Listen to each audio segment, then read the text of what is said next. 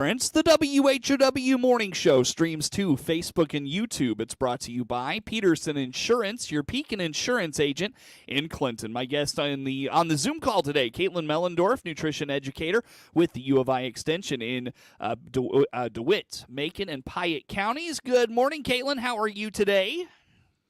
Good morning. I was so pleased. I walked outside this morning. Like, it is not humid and just excuse me, it was just nice outside. It's been such a good break from all the hot weather. Yeah. It was funny. I've spent the last several days in Alabama visiting my sister, and we got back last night, and it just felt sticky, and it was funny. There was some folks down there. We got to meet friends of my sister, and they've not ventured up this far north in the country. And they said, what's Illinois weather like? I mean, is it hot? Is it humid? And I had to explain the joke. It's not so much the heat in Illinois, it's the humidity. That's always kind of the Midwest line. It's not the heat that'll kill you, it's the humidity. And down there, it's the heat and it is the humidity. It is just an oppressive. Particularly the few days we were down there, it was oppressive. It was wild. So.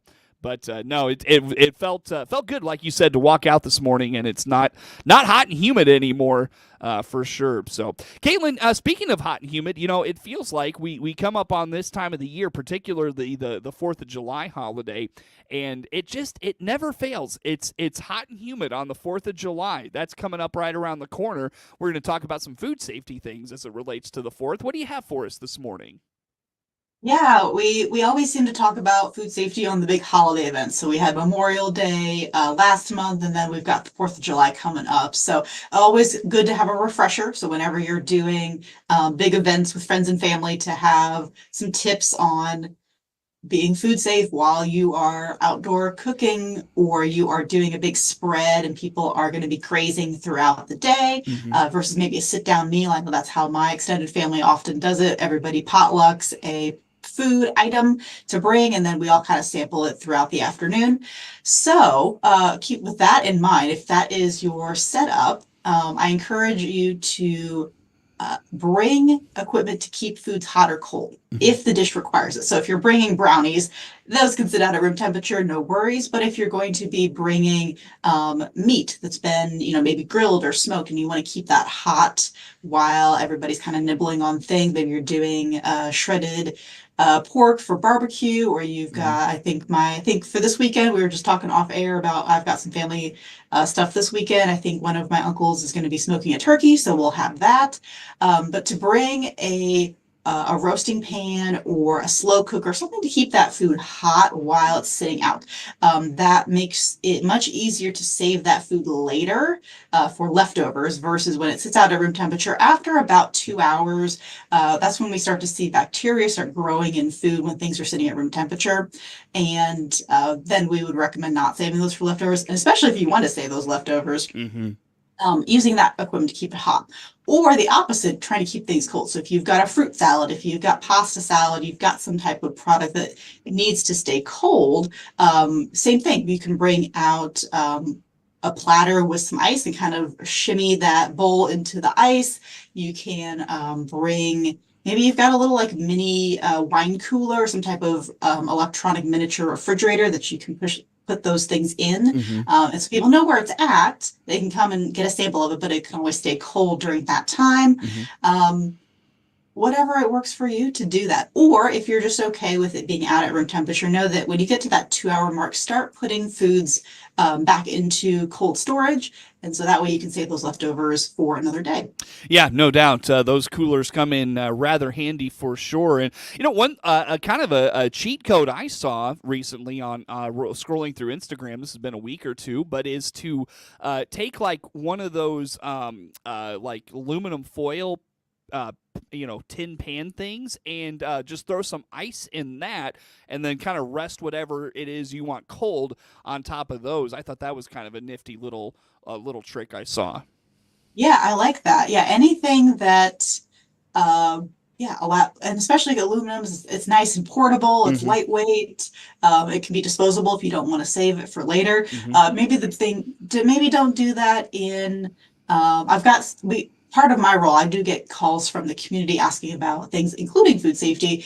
And so one thing that it's been a number of years, but I got it a couple of times was keeping those big coolers for drinks that you see a lot of times with like construction workers and things. They bring these really, really big coolers, and someone wanted to keep a hot food item in that. So like they would make chili and they would move it into that. Oh, interesting. They recommended like maybe that's not the ideal option for that. But if you want to get really sciencey and pull out food thermometers and keep foods temperature controlled, you might be able to make it work. Yeah, that's an interesting idea for sure. Now, Caitlin, you mentioned you do get calls from the community, and I'm sure, between like yourself and that USDA hotline, I'm sure you'll plug here after a while.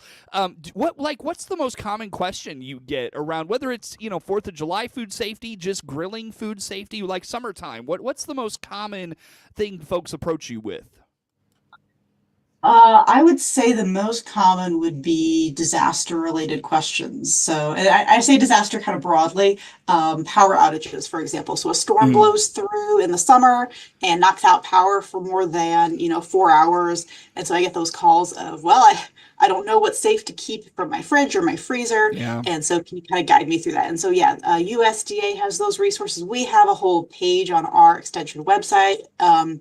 Extension.illinois.edu/food that takes you through. You had a flood, you had a power outage, you had a boil order, some of those types of things.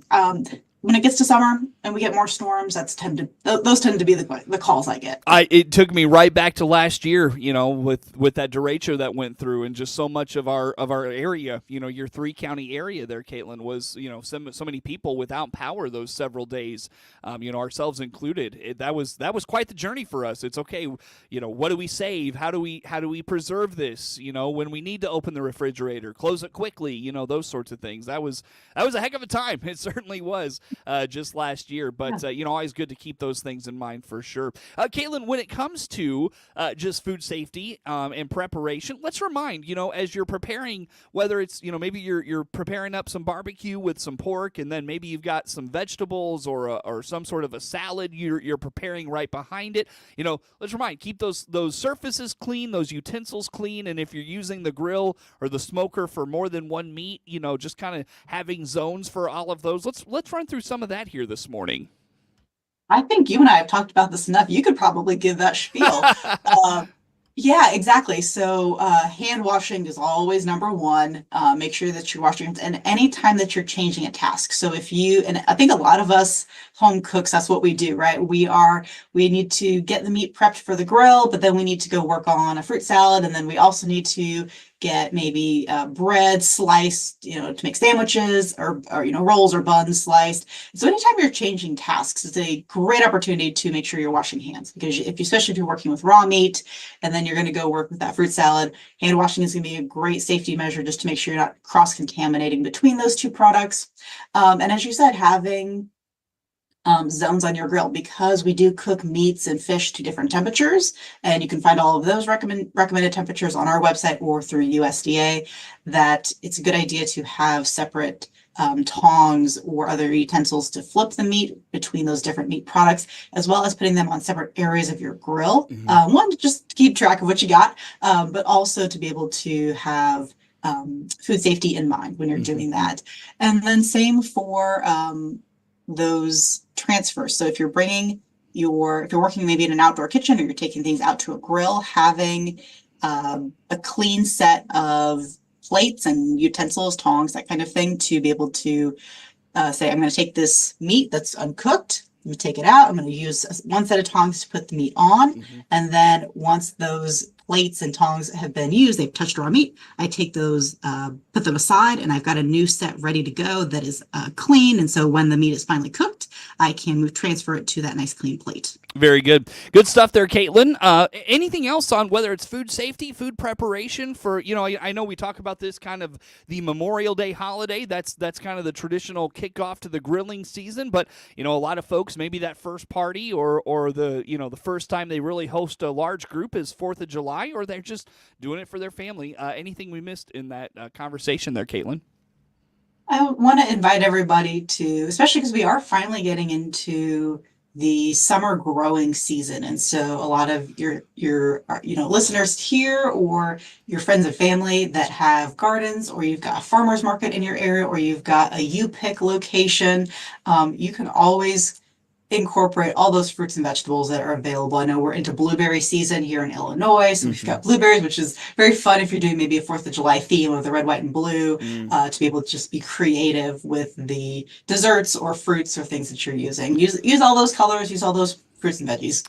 I hope I hope the speaker on my phone is picking up this conversation to give my Instagram algorithm some ideas for what to feed me here over the next few days as we get ready for the 4th of July. Caitlin, if you don't mind, we have a few minutes. I am remiss that we missed this. Can you highlight the getting foods cooked to their proper temperature, make sure they're cooked thoroughly, kind of avoid those foodborne illnesses because of not cooking food all the way. Can you highlight those things for us? Yeah, so food thermometers are your friend. I know that the adage of, especially for something like a burger or a steak, of you make a fist, and then depending on how firm different parts of your wrist feels is supposed to be a good measure of doneness. Just pull out a nice food thermometer. You can buy them at a grocery store even for like $5. They're very inexpensive, and do use those to make sure you've got proper temperatures. So things like that you might be cooking for this holiday weekend with burgers, we're looking to about 155 or 160. For anything chicken related, poultry, we are looking at 165. And then for things like fish, if you're doing maybe a salmon or something on the grill, or you're going out to the lake and you're going to maybe grill up some fish, we're looking at 145. Mm-hmm. So that is that range. And again, you can always check out USDA's website for those times and temperatures, but know that they are different between different food products. And so you do need to be aware of those. And I will add too that if you are traveling, so if you are going to go visit friends and family that are a couple hours away, and you are bringing a dish with you, Mm-hmm. make sure that you are able to keep that product warm enough or cold enough. And some ways you can do that would be to have that food hot, ready to go, adding it to maybe a slow cooker or some type of insulated crock, wrap it in towels and multiple towels, and stick it in something that helps keep it warm. Or if you have electricity built into your vehicle and you're able to plug it in, you can certainly use that, so you can keep maybe like a slow cooker or a roaster or something else that's keeping it warm on the drive. Same thing for cold stuff. Pack it with ice, grab a cooler that's insulated, grab some ice on your way in, and keep that food product cold when you're traveling with food. Great tips, Caitlin. Where do folks go? You mentioned the food cook temperatures for those meats. Where do they find those? Best way for maybe tips from you folks or the USDA. Where do they get information like that, Caitlin, for food safety? Yeah, so you can visit foodsafety.gov. We'll get you all of those temperatures for different meat products. And then for our website, if you are looking for recipes or you're looking just for ideas, I would visit extension.illinois.edu/food, or you can always find us on Instagram and Facebook. Caitlin Mellendorf, nutrition educator, U of I Extension in DeWitt, Macon, and Piatt County, is our guest on the Zoom call this morning. We've got more with Caitlin coming up on the morning show.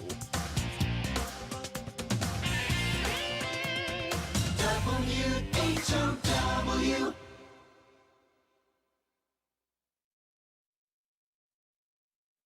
Let's check the opening numbers now at the Chicago Board of Trade on this Thursday. Jim Taylor, RFD Radio Network. A steady start for corn and beans, and Chicago wheat opening higher. July corn $4.19 1/4, down 3/4. September corn down 1/2 penny, $4.25. New crop December $4.35 1/2, down a penny.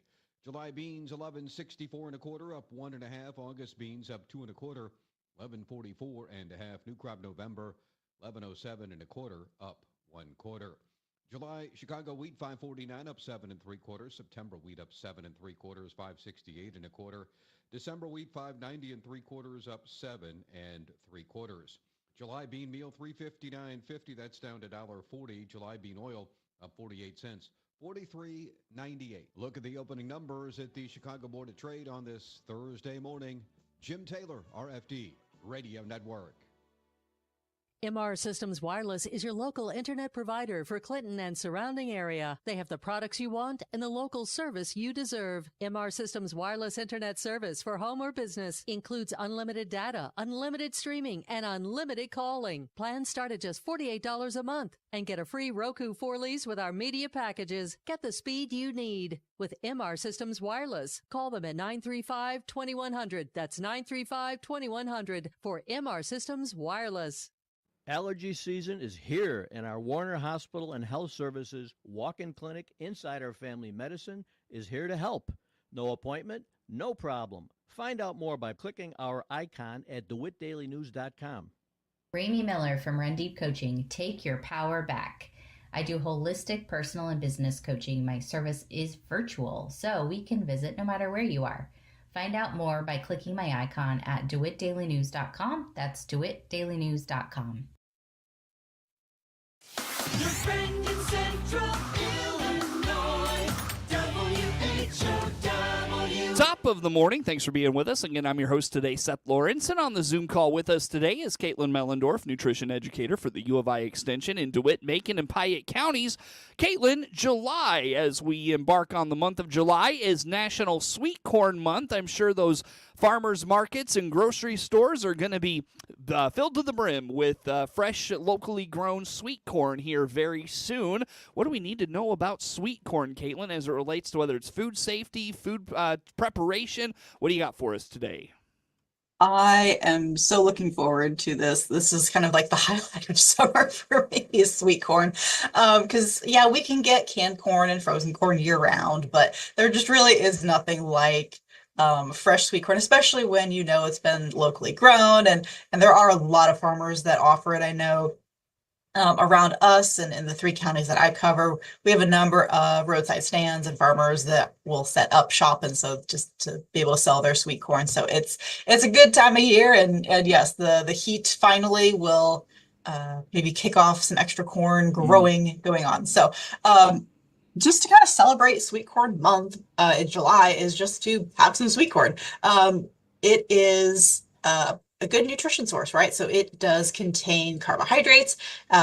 It contains very little fat, protein, or sodium. So just making sure that you are pairing it. If you're going to do a meal, just don't eat sweet corn by itself. That's not going to be a good sustaining meal for you. But don't tell my kids that. They could eat sweet corn for every meal all the time. Well, that's okay. When they get older, we'll talk more about pairing foods together. But sure. Yeah, for now it'll work. So having that pairing, because it's primarily a carbohydrate source. It does contain fiber, which fiber is a type of carbohydrate that is slower to digest, and so that added fiber helps people feel more full with a meal versus something with very low fiber tends to digest very quickly, and so you might feel hungrier sooner than you expected. Another thing with sweet corn is with cooking. So with sweet corn, it is coming out of a field. If it still has the husk on it, obviously remove that. I know there are a number of recommendations I see on social media of cutting off or I should say peeling off some of the husk, but not all of the husk, and cutting off the stem end and microwaving it or grilling it still in the husk seems to, for some people, be a whole lot easier to pull that corn out with very minimal silks. So that is something that you might give a try. But be aware that, sweet corn does have some pests that come along with it. And so for me, at least, I like to entirely dehusk my sweet corn, pull off as many of the silks as I can, because I have found worms occasionally in it, and so I want to make sure I pick those off. I'd rather not pull out cooked corn and have a dead worm in it. Right. Is my personal preference. So that's just kind of a weird thing, but we can get over it. Yeah, I mean, it's a lot of cultures eat bugs, so this is just another one, right? In terms of cooking, you can certainly eat it raw. If you enjoy that texture. Some people enjoy the texture more cooked. Lots of options for cooking. Yeah. You can bring a big pot of water to a boil, and you can boil that corn for a few minutes. You can microwave it. You can put it on the grill. Lots of ways to prepare that, and then it makes very versatile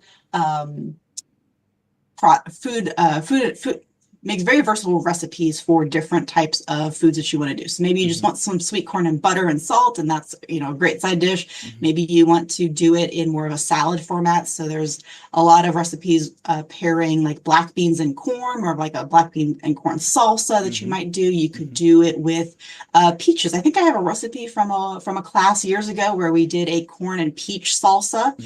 So we're also getting kind of into that peach season in summer here too. Yeah. Very unusual pairing, but is really good together. And then even just any kind of vegetable salad that goes with corn, mixing in bell peppers or cucumbers or radishes or tomatoes, putting those together. Really, really great ways to add more vegetables to your plate and enjoy summer and celebrate sweet corn, especially for Illinois. Sure. Caitlin, maybe somebody doesn't want to mess around with, husking the corn and all of that and the preparation. Speak to, canned corn, frozen corn, the things that we can do there and what we need to know about those things. Yeah, so if you are, as you said, if someone's just like, I don't even want to deal with this, it's too much work, absolutely. You can buy really good quality canned corn and then frozen sweet corn kernels, which are excellent to do. I think it's just because we're finally kind of at the end of it's been about a year, right, since the last time we've had fresh sweet corn. And so I know my frozen corn is starting to taste a little more starchy just from being frozen for a long time. But you can definitely use it. Sweet corn holds up really well to both those methods, freezing and canning, whether it's you freezing and canning those yourself or purchasing them, they hold up really well. The texture is still very, very similar. It is going to be a little softer than fresh sweet corn, but the flavors should be still very sweet and give a little bit of starchiness to it.